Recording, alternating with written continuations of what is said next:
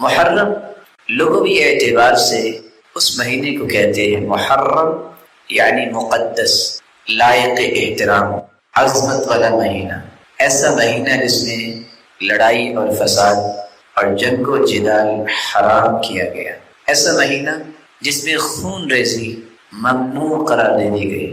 اور ایک ایسا کامن مسئلہ تھا کہ اسلام سے پہلے بھی لوگ اس کا خیال کرتے اور حرمت والے مہینوں کی حرمت کو پامال نہیں کیا کرتے تھے۔ تو صرف محرم کا معنی ہی اگر کسی کی سمجھ میں ہو تو اس مہینے کی قدر کرتا ہے، اور اس میں اپنا اور کسی اور کا خون بہنا، اپنے آپ کو نقصان دینا اور کسی اور کو نقصان دینے سے وہ گریزہ رہتا ہے۔ دوسری ذمہ داری یہ ہے کہ ہمیں اس محرم الحرام کے تقدس کو پہچاننا چاہیے، اس کی عظمت اور اس کی حرمت جو شریعت نے بیان کی ہے اس کی معرفت حاصل کرنی چاہیے۔ اور وہ عظمت کیا ہے؟ یہ مہینہ حرمت والا ہے، قرآن کی آیت اور حدیث آپ نے سنی۔ پھر یہ مہینہ رسول اللہ صلی اللہ علیہ وآلہ وسلم کا پسندیدہ مہینہ ہے۔ کس اعتبار سے؟ صحیح بخاری کی روایت ہے 1867، عبداللہ ابن عباس رضی اللہ تعالی عنہ سے مروی ہے، ما رأيت النبي صلى الله عليه وسلم يتحرى صيام يوم فضله على غيره، میں نے آپ صلی اللہ علیہ وسلم کو کسی بھی دن کے روزے کی اتنی خواہش اور اہتمام نہیں دیکھا کہ جس روزے کی بقیہ ایام کی فضیلت ہو الا هذا اليوم یوم عاشوراء وهذا الشهر یعنی رمضان۔ اگر اہتمام ہوتا تو کس بات کا؟ یا تو رمضان المبارک کا یا محرم کی 10 تاریخ کے روزے کا، جس کو یوم عاشوراء کہا جاتا ہے۔ بلکہ رسول اللہ صلی اللہ علیہ وسلم نے تیسری اس کی عظمت کو کچھ یوں بیان کیا، صحیح مسلم کی روایت ہے 1982، ابو ہریرہ رضی اللہ تعالی عنہ روایت کرتے ہیں، افضل الصیام بعد رمضان شہر اللہ الذي تدعونه المحرم۔ رمضان المبارک کے بعد سب سے افضل مہینہ جو ہے وہ مہینہ ہے شہر اللہ، اللہ کا مہینہ، الذي تدعونه المحرم، جس کو تم محرم کے نام سے پکارتے ہو۔ تو اس حدیث کے اندر ایک نہیں بلکہ 2 عظمتوں کا تذکرہ ہوا ہے۔ 12 مہینوں میں واحد یہ مہینہ ہے جس کی نسبت اللہ کی طرف کی گئی ہے، شہر اللہ، یہ اللہ کا مہینہ۔ اور دوسری عظمت افضل الصیام، رمضان المبارک میں فرض روزہ رکھا جاتا ہے، لیکن رمضان المبارک کے بعد بقیہ 11 مہینوں میں سب سے افضل روزہ جو ہے وہ محرم کے روزے ہیں۔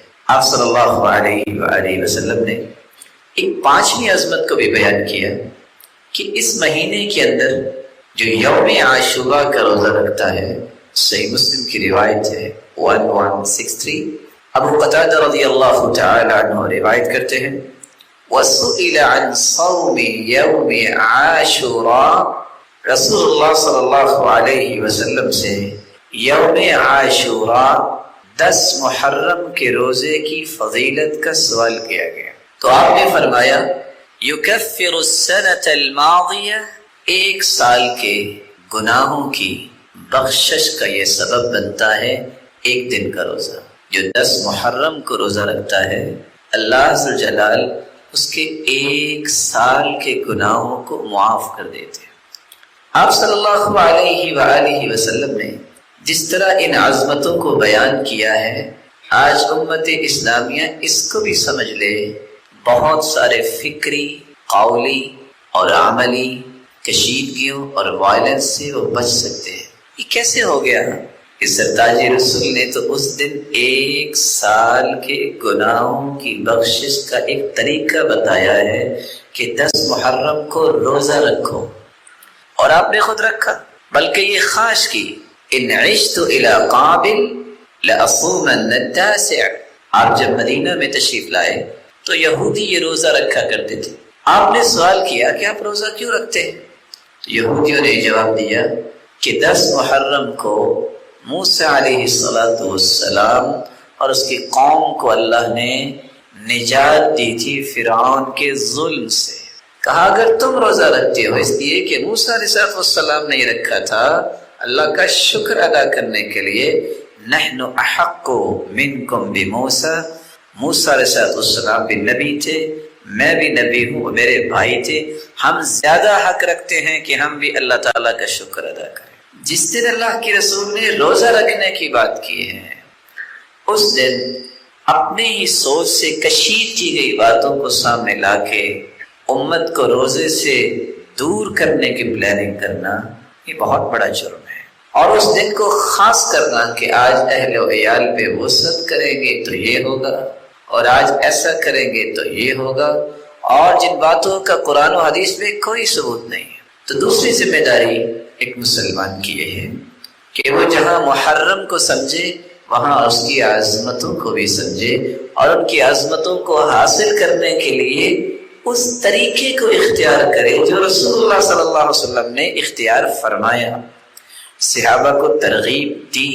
آپ صلی اللہ علیہ وسلم نے کیوں یہ خواہش کی، 10 کا تو میں رکھتا ہوں، لیکن میں آئندہ سال اگر زندہ رہا تو میں 9 کا بھی روزہ رکھوں گا۔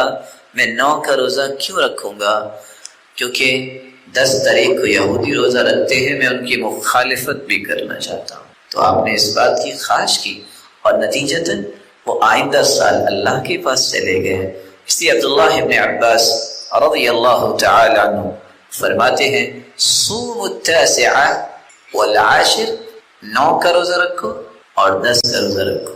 1 سال کے گناہوں کی بخشش یوم عاشورہ کا روزہ، اور یہودیوں کی مخالفت کے لیے آپ صلی اللہ علیہ وسلم کی سنت اور آپ کی خواہش کے مطابق 9 کا بھی روزہ رکھو۔ تیسری ذمہ داری یہ ہے کہ محرم الحرام سے شروع ہونے والا جو نظام صحابہ کرام، تابعین اعظام، تبع تابعین اور آج تک کے نیک لوگوں نے اس کو پریفر کیا ہے، اس نظام کی حقیقت کو سمجھیے، اس نظام کی عظمت کو جانیے، اور اس نظام کو اپنے اپنے حالات کے مطابق اس کو نافذ کرنے کی کوشش کیجیے۔ وہ نظام کیا ہے؟ اسلامی سال کی ابتدا اس مبارک مہینے محرم سے ہوتی ہے۔ آج ایک تعجب ہوتا ہے کہ ہر ایک کو تاریخ یاد ہے تو جنوری، فروری، مارچ، اپریل کی۔ کسی سے پوچھا جائے کہ آج ذی الحجہ کی کیا تاریخ ہے تو ایک نہیں 10 محترم بھائی پریشانی کے عالم میں چلے جاتے ہیں، پتہ نہیں کون سی ہے۔ حالانکہ بینگ اے مسلم، ایک مسلمان ہونے کے ناطے سے میری زندگی کے ہر خوبصورت پہلوؤں کو اللہ نے اس نظام کے ساتھ معلق کیا ہے۔ مثال کے طور پر روزہ ہے، ہم کس بنیاد پہ رکھیں گے کہ جنوری کی 1 تاریخ کو روزہ ہوگا؟ وہاں لفظ ہے صوموا لرؤیتی وافطروا لرؤیتی، چاند نظر آئے تو روزہ رکھو اور چاند نظر آئے تو عید مناؤ۔ اس قمری نظام کے ساتھ مسلمانوں کی عبادات کو لگا دیا ہے۔ اور یہ جتنے جھگڑے اس وقت دنیا میں ہیں اس کی وجہ کیا ہے؟ کوئی کہہ رہا ہے کہ فلان تاریخ کو ہمیں عرفے کا روزہ رکھنا چاہیے، کوئی کہہ رہا ہے کہ فلان تاریخ کو رکھنا چاہیے۔ اگر قمری نظام کو جو رسول اللہ صلی اللہ علیہ وآلہ وسلم کی ہجرت سے اس کی ابتدا ہوئی، ہجرت جو ہے آپ صلی اللہ علیہ وسلم نے جب مکہ سے مدینہ کی طرف روانہ ہوئے تو اس کا آغاز چکے پہلا چاند نظر آیا مدینہ میں، وہ محرم کا چاند تھا۔ اس لیے اس کو بنیاد بناتے ہوئے 17 ہجری میں سیدنا ابو موسیٰ اشعری رضی اللہ تعالیٰ عنہ کی توجہ دلانے پر سیدنا عمر فاروق رضی اللہ تعالیٰ عنہ نے صحابہ کرام کو اکٹھا کیا، اور صحابہ کرام کے مشورے کے ساتھ اور سیدنا علی اور دیگر کبار صحابہ کے مشورے کے ساتھ ہجرت کے واقعے کو اسلامی سال کی ابتدا قرار دے۔ زندگی کے اندر اللہ کی رحمت سے کبھی مایوس نہ ہو۔ جب بادل زیادہ کالے ہو جائیں، گھٹائیں چھا جائیں تو پھر بارش بڑی خوبصورت برستی۔ چھوٹے چھوٹے بادل زیادہ بارش نہیں برسا۔ اللہ عز و جلال کسی کو آزماتے نہیں ہے۔ یہ معمولی سی ایک تکلیف ہوتی ہے کہ صبر کرتا ہے کہ نہیں کرتا۔ کس طرح یحییٰ علیہ السلام کو گھسیٹ کے یہودی اپنے ڈیرے پہ لا کے ذبح کر دیتے ہیں، میں اور آپ سیدنا یحییٰ سے زیادہ عزت والے ہیں؟ کون ہے آپ؟ پچھلی قوموں کھڑے کھڑے انسانوں کے سر پہ آرا رکھ کے چیر کے تو ٹکڑے کر دیتے تھے، ہمیں کیا تکلیف ہو رہی ہے؟ اللہ کا شکر ادا کرنا چاہیے۔ اور قرآن کہتا ہے کہ اللہ جلال فرماتے ہیں ما يفعل اللہ بعذابکم ان شکرتم وآمنتم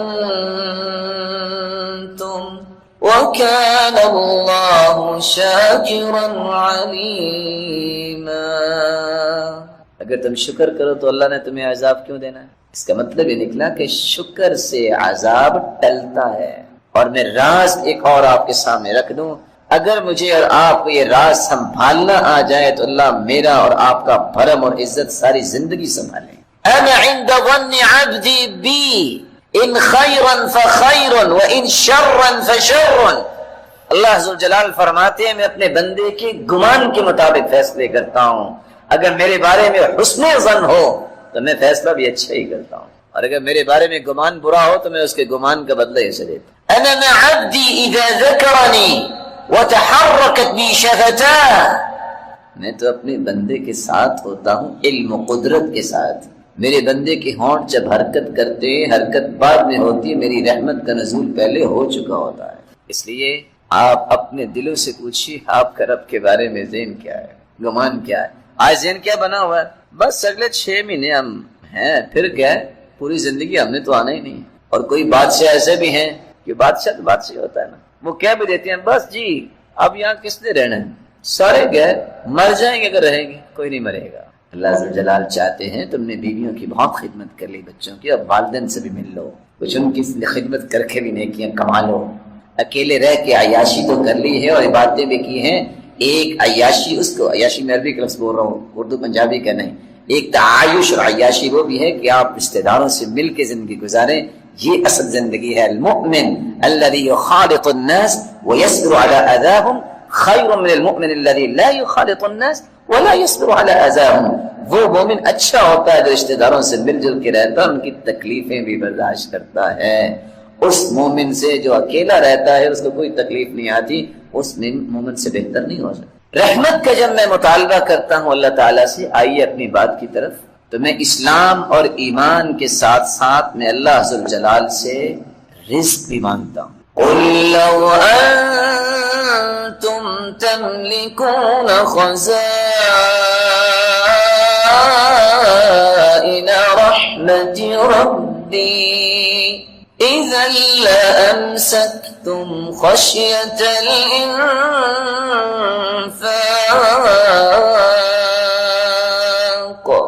وَكَانَ الْإِنسَانُ قَتُورًا۔ قُلْ لَوْ أَنْتُمْ تَمْلِكُونَ خَزَائِنَ رَحْمَةِ رَبِّي، میرے پیارے محبوب ان لوگوں سے کہہ دو اگر خزانے رحمت کے رزق کے اللہ آپ کو دے دو نا تو آپ ساری دنیا کو مار دو، خرچ ہی نہیں کرتے۔ بخل اتنا تمہارے اندر آ جائے گا اس ڈر سے کہ ختم نہ ہو جائے، آپ کچھ خرچ کریں گے نہیں، دنیا زندہ نہیں رہے گی۔ یہ تو اللہ کی رحمت ہے کہ اس نے رزق کے خزانے اپنے پاس رکھے۔ وَأَيُّ دَاءٍ أَدْوَى مِنَ الْبُخْلِ، بخل سے بڑھ کے دنیا میں کوئی بیماری اتری نہیں۔ بخل اتنا آ گیا ہے، صلاحیت کا بخل، کسی بندے کے پاس صلاحیت ہے وہ دین کے لیے خرچ نہیں کرتا۔ مال کا بخل، مشورے کا بخل، نہ جانے کتنے کتنے زاویے ہیں جس میں ہم بخل کرتے ہیں۔ اور حالت کیا ہے، ہم چکے کوئی زیادہ پڑھے لکھے لوگ نہیں ہیں، ہمارے پاس کبھی لوگ آ جاتے ہیں دعا کر دیں، نقصان بڑا ہو گیا۔ تو مجھے ایک واقعہ نے بہت سبق دیا، ایک شخص نے آ کے کہہ دیا جی بہت نقصان ہو گیا، دعا کیجیے۔ میرا خیال ہے آپ بھی الحمدللہ مجھ سے زیادہ ایمان والے ہیں، اگر آپ کو بھی کوئی بیچارہ مسلمان کہے تو آپ کے دل میں بھی نرمی آئے گی۔ تو مجھے خیر بڑا پریشانی کا سامنا ہوا، بندہ مجھے نیک لگتا ہے، اس نے نماز پڑھی ہے پہلی صف میں، تو پتہ نہیں اس کا کیا نقصان ہو گیا۔ تو میں نے ویسے تو کبھی ضرورت نہیں سمجھی کسی کے معاملات میں دخل دینا، لیکن میں نے پوچھ لیا کتنا کو نقصان ہوا ہے، کہتے جی 35 لاکھ کا نقصان ہوا۔ تو میں تھوڑا سا اور پریشان ہو گیا کیونکہ 35 لاکھ اٹ مینس کہ 35 لاکھ ہے، خاصی ایک اماؤنٹ۔ میرے دل میں آیا کہ اس کے لیے تو بہت زیادہ دعا کرنی چاہیے، لیکن ساتھ اس نے جب وہ کلیریفیکیشن دی، میں نے کہا جی کیسے اتنا زیادہ اچانک سے نقصان ہوگا؟ کہتے جی کیا بتاؤں، پچھلے سال 1,85,00,000 روپیہ جو ہے پروفٹ ہوا تھا، اس سال صرف 1.5 کروڑ پروفٹ ہوا ہے۔ لا الہ الا اللہ، میری پریشانی ڈیزالو تو ہوگی، یعنی اس بیچارے کو یہ پریشانی ہے کہ میری پروفٹ کی ریشو کم ہوئی ہے اور کتنے لوگ ہیں جن کے پاس کھانے کے لیے کھانا نہیں ہے. کتنے لوگ ہیں جو آج آپ یوٹیوب پہ جائیں وہ کنکریاں بچے کھا رہے ہیں. کتنے لوگ ہیں جو ہیں وہ گھر کا سامان پھینک کے جاتے ہیں وہاں سے رزق تلاش کر. اس لیے سیدنا علی رضی اللہ تعالیٰ نے کہا تھا دنیا میں پریشانی کا واحد ایک دور کرنے کا حل یہ کہ زندگی کو ضرورت سمجھ کے گزارو، خواہش سمجھ کے نہ گزارو. ضرورت اللہ فقیر کی بھی پوری کر دیتا ہے، خواہشیں تو بادشاہوں کی بھی پوری نہیں ہوتی. لو كان لابن آدم وادیان من ذهب لابتغى ثالثا، حدیث کہتی ہے کہ اگر 2 وادیاں سونے کی مل جائیں تو بندے کی خواہش ہوتی ہے نہیں، تیسری ملے تو مزہ آئے. اور تعجب کی بات ہے ساتھ ہی حدیث نے کہہ دیا وَلَن يَمْلَأَ فَاهُ إِلَّا التُّرَابُ، آدم کے منہ کو بھرے گا، آدم کی اولاد کے منہ کو اگر بھرے گی تو قبر کی مٹی بھرے گی، اس سے پہلے بھرتا نہیں ہے. اور آج ڈاکٹرز یہ کہتے ہیں کہ اتفاق سے جب انسان کی ڈیتھ ہو جاتی ہے یہ 22 گرام کی روح، یہ 2.25 تولے بنتے ہیں. روح کو جو آج ڈیفائن کرنا چاہے یورپ نے کہ اس کا وزن کتنا اور کیا ہے، کتنے سالوں کے بعد ہم نے ایک نتیجہ پیش کیا ہے کہ روح جو انسان کے کسی بھی جسم کے کونے خدرے میں چھپی ہوتی ہے اس کا وزن 22 گرام ہوتا ہے. یہ روح جس دن نکل جاتی ہے سب سے پہلے جو چیز بدبودار ہوتی ہے وہ انسان کا پیٹ ہے، جس کے لیے ساری زندگی پریشان رہتا ہے، اسٹیٹس کے لیے ساری زندگی پریشان رہتا ہے. اور بعض لوگوں کے پاس اتنا مال ہوتا ہے کہ یقین مانیے، اور حدیث میں آتا ہے جس کے پاس صبح کا کھانا میں یغدیہ و میں یعشی، صبح کا کھانا اور شام کا کھانا ہو، یعنی 2 ٹائم کا جس کے پاس کھانا ہو اور وہ بیمار نہیں، فَكَأَنَّمَا حِيزَتْ لَهُ الدُّنْيَا بِحَذَافِيرِهَا، اللہ نے پوری دنیا کی نعمتیں اس کی جھولی میں ڈال دی ہیں. صبح شام کا کھانا اور بیماری نہیں اور ساری دنیا کی نعمتیں اس کے پاس آ گئی ہیں. تو جس کے پاس اگلے 100 سال کا کھانا ہو اور وہ روتا رہے، اس بیچارے کی قسمت میں پھر رونا لکھا ہے، کیا کہہ سکتے. رسول اللہ صلی اللہ علیہ وسلم نے فرمایا تھا انفق علیک، حدیث قدسی ہے، اللہ عز و جلال فرماتے ہیں میرے بندے تو خرچ کرنا میری راہ میں تجھ پہ کروں گا. اب یہ بندے اور رب کا مقابلہ ہے، کون جیتے گا؟ کون جیتے گا؟ اللہ عز و جلال جیتیں گے. یہ کیسے ہو سکتا ہے کہ بندہ زیادہ خرچ کر سکے اللہ اتنا نہ دے؟ وَمَا أَنفَقْتُم مِّن شَيْءٍ فَهُوَ يُخْلِفُهُ، آج ایک باپ بیٹے کو کہتا ہے خرچ کرو جتنے چاہیے میں آپ کو دیتا ہوں، ایک طرف اللہ کہہ رہے ہیں کرو خرچ.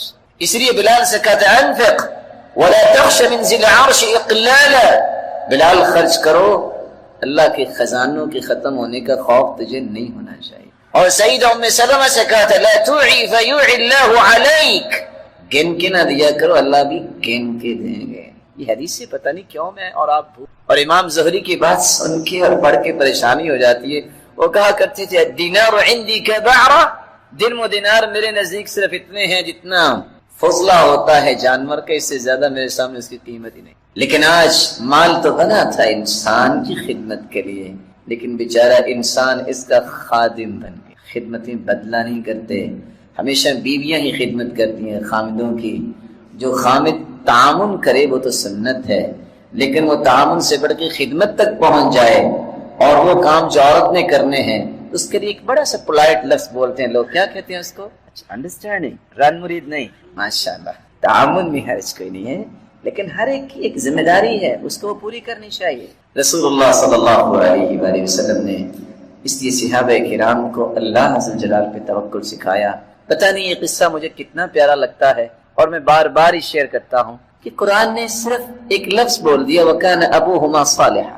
بندہ نیک تھا، فوت ہو گیا، 2 بچے اس کے، 2 بچے ہیں اور خزانہ اس نے دیوار کے نیچے دبایا ہے. میرے رب کو اپنے پیارے بندوں کے فیوچر پلاننگ کا خود سے فیصلہ کرنا ہوتا ہے. کتنی اللہ کو محبت ہے کہ میرے بندے ضائع نہ ہو جائیں. ہم کہتے ہیں بچوں کا پتہ نہیں کیا بنے گا، زیادہ سے زیادہ قبر بنے گی، وہ میری اور آپ کی بھی بننی. 1 ارب نیک لوگ جمع ہو جائیں صحابی نہیں بن سکتا. 1 ارب صحابی جمع ہو جائیں نبوت کا درجہ نہیں پا سکتے. اور قرآن کیا کہہ رہا ہے وَكَانَ أَبُوهُمَا صَالِحًا، باپ نیک تھا. جب دیوار گر گئی تو اللہ نے ایک نہیں 2 پیغمبروں کو، موسیٰ اور خضر علیہم الصلاۃ والسلام، ان دونوں نبیوں کو آرڈر دیا جاؤ میرے اس پیارے بندے کی اولاد کا خزانہ ظاہر ہو گیا تو ضائع ہو جائے گا، دیوار تم بناؤ مزدور بن کے. پلاننگ کی اللہ تعالیٰ نے. اور ابن کثیر لکھتے ہیں کہ موسیٰ علیہ السلام جب وہ چھڑاتے قوت تو تھی، وہ ایک لگا بیٹھے اس کو، اور وہ بندہ مر گیا۔ بندہ تو مر گیا، وہاں سے پھر دوڑنا پڑا۔ جب وہ مدین پہنچے تو ان کے پاؤں میں جوتی بھی نہیں تھی، پاؤں میں جوتی بھی نہیں، بھوک بھی تھی، کوئی جگہ بھی نہیں تھی رہنے کی۔ ایک لفظ بولا جاتا ہے جاب لیس، صرف اس کے پاس نوکری نہیں ہے۔ موسیٰ علیہ السلام کے بارے میں اب کیا کہیں گے؟ نہ بیوی ہے، نہ بچے ہے، نہ گھر ہے، نہ کھانا ہے، بھوک ہے، اور پاؤں میں۔ رسول اللہ صلی اللہ علیہ وسلم نے سورۃ الفاتحہ کے بارے میں کتنی خوبصورت باتیں بیان کی۔ سب سے پہلی بات، رسول اللہ صلی اللہ علیہ وسلم نے فرمایا والذی نفسی بیدی، قسم ہے اس ذات کی جس کے ہاتھ میں میری جان ہے، ما انزل فی التوراۃ ولا فی الانجیل ولا فی الزبور ولا فی الفرقان مثلها، یعنی القرآن، وإنها لسبع من المثانی والقرآن العظیم الذي اعطیته۔ اللہ تعالیٰ نے آسمانی اور الہامی کتابوں میں سے نہ تو تورات میں ایسی صورت نازل کی، نہ انجیل میں ایسی صورت نازل کی، نہ ہی زبور میں ایسی کوئی صورت نازل کی، اور نہ ہی قرآن مجید میں ایسی صورت ہے جیسی اللہ تعالیٰ نے سورۃ الفاتحہ کو نازل کر کے اپنی مخلوق پر انعام کیا ہے۔ یہ 7 آیتیں بار بار پڑھی جانے والی ہیں۔ یہ ام القرآن بھی ہے، قرآن مجید کی ماں کا درجہ اس کو دیا گیا، ام الکتاب بھی ہے، یہ کتاب کی، کتاب اللہ کی ماں کا درجہ دیا گیا اس کو۔ رسول اللہ صلی اللہ علیہ وسلم نے ایک دوسری روایت میں فرمایا کہ سورۃ الفاتحہ یہ ایک بے مثال نور ہے، ایک ایسی روشنی ہے۔ سیدنا عبداللہ ابن عباس رضی اللہ تعالی عنہ بیان کرتے ہیں، بینما جبریل قاعد عند النبی صلی اللہ علیہ وسلم سمع نقیضا من فوقه فرفع رأسه فقال، رسول اللہ صلی اللہ علیہ وسلم کے پاس جبریل امین تشریف فرما تھے، اچانک سے ایک آواز آئی۔ رسول اللہ صلی اللہ علیہ وسلم نے اپنا سر مبارک اٹھایا اور پوچھا یہ آواز کیسی ہے؟ تو جبریل امین نے جواب دیا، هذا باب من السماء فتح اليوم لم يفتح قط الا اليوم، آسمان کا یہ وہ دروازہ کھلا ہے جو آج تک نہیں کھلا تھا۔ فنزل منه ملک، اور اس دروازے سے ایک فرشتہ زمین کی طرف اترا ہے۔ فقال هذا ملک نزل الى الارض لم ينزل قط، پہلے نہیں اتارا گیا یہ فرشتہ، الا اليوم، آج ہی اس کو اترنے کا حکم دیا گیا۔ فسلم، اور اس فرشتے نے اتر کر سلام کہا، وقال ابشر بنورین، اے اللہ کے محبوب 2 روشنیوں کے لیے، 2 روشنیاں اور 2 نوروں کے ساتھ آپ کو خوشخبری دینے آیا ہوں۔ اوتیتہما لم یؤتہما نبی قط قبلک، ایسے نور جو آپ سے پہلے کسی نبی کو عطا نہیں کیے گئے۔ فاتحۃ الکتاب، ایک سورۃ الفاتحہ ہے، وخواتیم سورۃ البقرہ، اور سورۃ البقرہ کی آخری آیات ہیں۔ لن تقرأ بحرف منہما الا اعطیت، سورۃ البقرہ کی آخری آیتیں اور سورۃ الفاتحہ کا کوئی بھی حرف آپ پڑھیں تو اللہ رب العزت اس ایک ایک حرف کے بدلے عطائیں کرتے ہیں، اور یہ روایت صحیح ترغیب میں موجود ہے۔ بلکہ رسول اللہ صلی اللہ علیہ وسلم نے اس سورت کی عظمت کو بیان کرتے ہوئے صحابہ کرام کو کتنی خوبصورت بات سمجھائی۔ صحیح بخاری کا وہ واقعہ کتنا مشہور ہے کہ جب صحابہ کرام بنی سلیم کے قبیلے میں پہنچے، جب پتہ چلا ایک آنے والی عورت نے بتایا کہ ہمارے قبیلے کے سردار کو بچھو نے کاٹ لیا ہے، کیا آپ کے پاس کوئی ایسا شخص ہے جو شخص دم کر سکتا ہو؟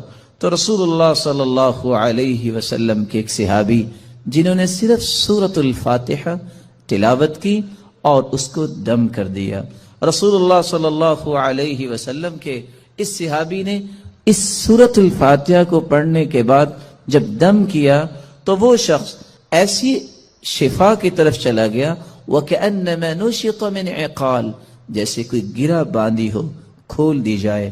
رسول اللہ صلی اللہ علیہ وسلم کے صحابہ نے کہا جب تک اللہ کے رسول سے بات نہ ہو جائے تو یہ انہوں نے جو 30 بکریاں بطور عوض اس کے دیا ہے، ہم اس وقت تک کوئی بات نہیں کریں گے۔ جب رسول اللہ صلی اللہ علیہ وسلم کو یہ بات پہنچی، آپ نے فرمایا وَمَا كَانَ يُدْرِي أَنَّهَا رُقْيَ اقْسِمُوا وَاضْرِبُوا لِي بِسَهْمٍ، آپ کو پتہ نہیں اللہ تعالیٰ نے اس صورت کو شفا بنا کے، اس صورت کو دم بنا کے نازل کیا ہے۔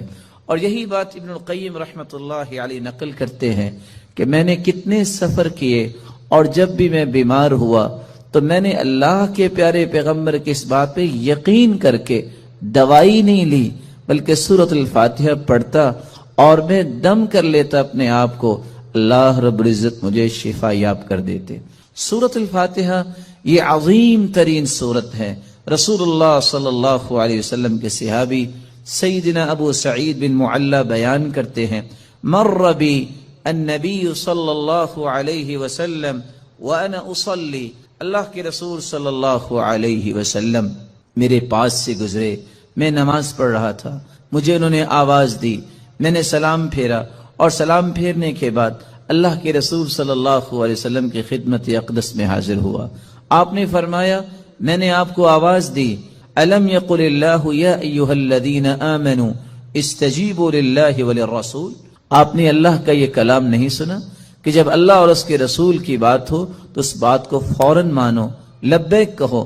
کہا اللہ کے رسول صلی اللہ علیہ وسلم میں نماز پڑھ رہا تھا، پھر اللہ کے رسول صلی اللہ علیہ وسلم نے فرمایا الا اعلمک اعظم سورۃ فی القرآن قبل ان اخرج، کیا میں تمہیں قرآن مجید کی سب سے عظیم سورت نہ سکھا دوں اس سے پہلے کہ تم مسجد سے نکل جاؤ، اپنے گھر کو لوٹ جاؤ؟ میں نے کہا کیوں نہیں؟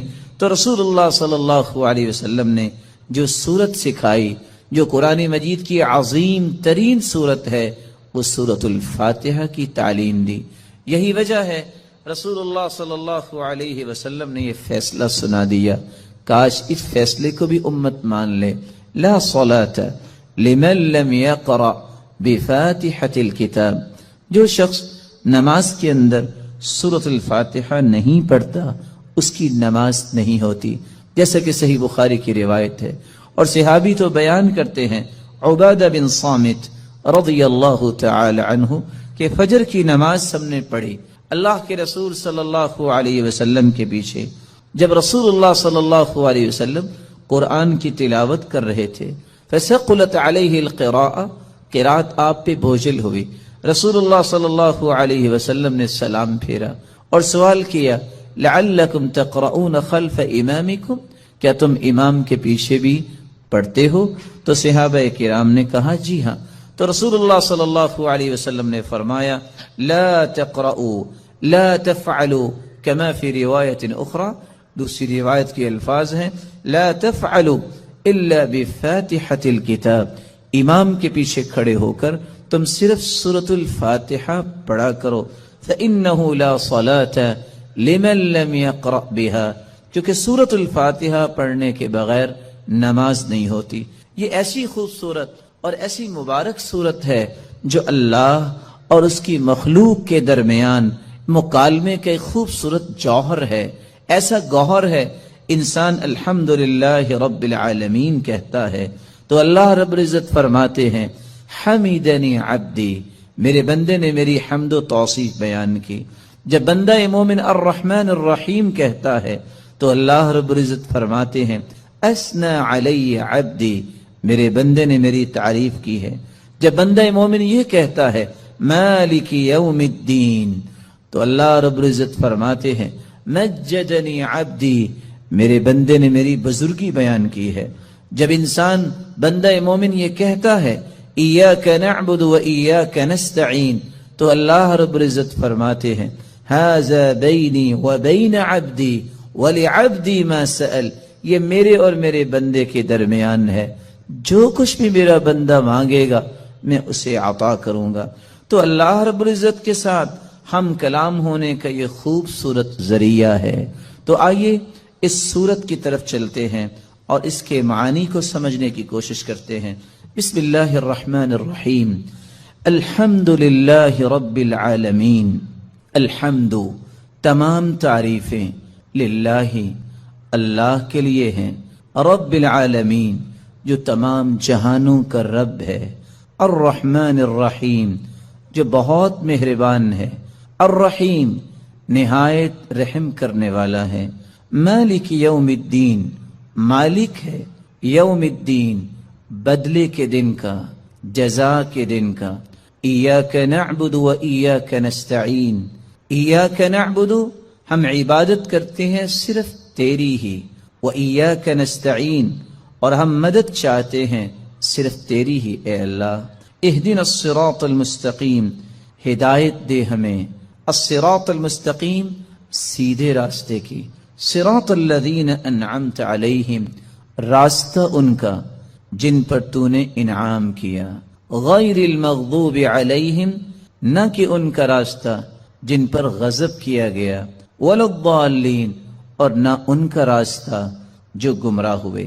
رسول اللہ صلی اللہ علیہ وسلم کے فرامین کی روشنی میں اس سورت کی 5 باتیں ہمیں یاد رکھنی چاہیے۔ جب رسول اللہ صلی اللہ علیہ وسلم نے فرما دیا کہ سورت الفاتحہ کے بغیر نماز نہیں ہوتی، تو بندہ مومن کو یہ یقین کر لینا چاہیے، آپ کو 10 دلائل کوئی پیش کر دے، آپ کو 10 کو دلائل پیش کر دے، جب تک سورت الفاتحہ آپ نہیں پڑھ لیتے کبھی بھی اس بات پہ اطمینان نہ کیجئے گا کہ میری نماز مکمل ہوئی ہے یا نہیں۔ مکمل اس وقت ہوگی جب سورت الفاتحہ کی تلاوت کی جائے گی۔ رسول اللہ صلی اللہ علیہ وسلم کے فرامین کی روشنی میں دوسرا پیغام میرے اور آپ کے لیے یہ ہے کہ یہ سورت شفا ہے، یہ سورت دم ہے، اپنے آپ کو بھی اور اپنی اولاد کو بھی دم کیا کرے، اور اس کے لیے سورت الفاتحہ سے بڑھ کر کوئی نسخہ کیمیا، کوئی تریاق نہیں۔ تیسرا پیغام اس سورت کا جو مجھے اور آپ کو سمجھنا ہے کہ اللہ کی تعریف اللہ کو بہت پسند ہے۔ یہی وجہ ہے عبداللہ ابن عباس رضی اللہ تعالی عنہ فرمایا کرتے تھے، الحمدللہ ہر شکر کرنے والے کی زبان کا یہ وطیرہ ہے۔ الحمدللہ سب سے پہلے آدم علیہ السلام نے جو کلمہ اللہ نے جب انہیں پیدا کیا، روح ڈالی، تو سب سے پہلا کلمہ جو ان کی زبان پہ آیا وہ الحمدللہ تھا۔ نوح علیہ السلام نے بھی کہا فَقُلِ الْحَمْدُ لِلَّهِ الَّذِي نَجَّانَا مِنَ الْقَوْمِ الظَّالِمِينَ، اور ابراہیم علیہ السلام نے بھی یہی کہا الحمدللہ الذی وہب لی علی الکبر اسماعیل و اسحاق، اور داود اور سلیمان علیہ السلام کے قصے میں بھی یہی بات ملتی ہے، وقال الحمدللہ الذی فضلنا علی کثیر من عباده المؤمنین، اور اللہ رب العزت نے اپنے پیغمبر سے بھی مخاطب ہو کر فرمایا وقل الحمدللہ الذی لم يتخذ ولدا، اور اللہ رب العزت نے قرآن مجید میں اس بات کا تذکرہ کیا کہ جنتیوں کی زبان پہ بھی اگر کوئی بات ہوگی تو وہ یہی ہوگی الحمدللہ الذی اذهب عنا الحزن، اور وآخر دعواہم ان الحمدللہ رب العالمین، اور حدیث یہ بتاتی ہے اول من یدعى الى الجنہ الحمادون، سب سے پہلے اگر جنت کی طرف کسی کو آواز دی جائے گی، بلایا جائے گا، تو وہ لوگ ہوں گے الحمادون جو اللہ کی تعریفیں کرنے والے ہیں۔ اور اللہ کے رسول صلی اللہ علیہ وسلم کو قیامت کے دن جو جھنڈا دیا جائے گا لواء الحمد، وہ اللہ کی تعریف کا پرچم ہوگا۔ آدم فمن سواہ تحت لوائی، رسول اللہ صلی اللہ علیہ وسلم نے فرمایا آدم سے لے کر قیامت تک آنے والی آدمیت بشمول انبیاء اور انسانیت میرے اس پرچم تلے ہوگی، اور اللہ کے رسول صلی اللہ علیہ وسلم کو مقام محمود عطا کیا جائے گا۔ اللہ کی تعریف یہ اللہ کو بہت پسند ہے، اور اس بات کو سمجھانے کے لیے میں ایک اور حدیث پیش کرنا چاہوں گا۔ رسول اللہ صلی اللہ علیہ وسلم کے صحابی بیان کرتے ہیں قیامت کو جو ترازو قائم کیا جائے گا، جس ترازو میں نیکیاں اور برائیاں ان کا وزن ہوگا، اتنا بڑا ترازو ہوگا. لو وضعت السماوات والارض ومن فیہن فی کفہ لوسعتہن، اگر ساتوں آسمان اور ساتوں زمینیں اس ترازو کے ایک پلڑے میں رکھ دیے جائیں تو ایک پلڑا بھی بھرے گا نہیں. لیکن اللہ کی تعریف کا کلمہ صحیح مسلم کی روایت کی روشنی میں والحمدللہ تملأ المیزان، جو اللہ کے فیصلوں پر خوش ہو کر اللہ کی تعریف کرتے ہوئے یہ کلمہ اپنی زبان پہ لے آتا ہے الحمدللہ، تو اس مبارک کلمے کی وجہ سے قیامت کے دن میزان کے دونوں پلڑے نیکیوں سے بھر جائیں گے، جبکہ ایک پلڑا 14 کے 14 طبق رکھ دینے سے بھی بھرے گا نہیں. اللہ رب العزت ہمیں اللہ کی کثرت سے تعریف کرنے اور اس کے ذکر کرنے کی توفیق عطا فرمائے. چوتھی نصیحت اور چوتھا پیغام اس سورت کا یہ ہے کہ ہم نماز کی ہر رکعت میں جب یہ کہتے ہیں ایاک نعبد و ایاک نستعین، اللہ تیری ہی عبادت کرتے ہیں اور مدد بھی تجھ ہی سے مانگتے ہیں، تو پھر کسی بندہ مومن کو اس بات کو بھلانا نہیں چاہیے. وہ زندگی کے ہر حصے میں یہی کہے میرا رکوع، میرا قیام، میرا سجدہ، میری دعا، میری نظر و نیاز اور میرا توکل، میری انابت، میرا رجوع، ہر وہ چیز جو عبادت بن سکتی ہے وہ صرف ایک اللہ کے لیے ہے. اس کو بھلائے نہیں، اور مدد مانگتے وقت بھی اس حدیث کو بھی نہ بھلائے اور اس اقرار کو بھی نہ بھلائے فَإِذَا اسْتَعَنْتَ فَاسْتَعِنْ بِاللَّهِ، جب بھی تم مدد طلب کرو تو اللہ سے مدد طلب کیا کرو. پانچواں پیغام جو بالکل بھلانے والا نہیں، اور یہ بہت خوبصورت پیغام ہے اس سورت کا، کہ جب ہم مانگتے اللہ تعالیٰ سے یہ ہیں کہ اللہ ہمیں صراط مستقیم نصیب فرما، اور یہ وہ صراط مستقیم ہے جو اللہ تعالیٰ نے اپنے انعام یافتہ لوگوں کو عطا کیا. اور انعام پانے والے لوگ کون ہیں؟ اولئک الذین انعم اللہ علیہم من النبیین والصدیقین والشہداء والصالحین. وہ انبیاء کا راستہ ہم مانگتے ہیں، صدیقین کا راستہ مانگتے ہیں، شہداء کا راستہ مانگتے ہیں، صالحین کا راستہ مانگتے ہیں. وحسن اولئک رفیقا، ان سے بڑھ کے خوبصورت رفاقت کس کی ہو سکتی ہے؟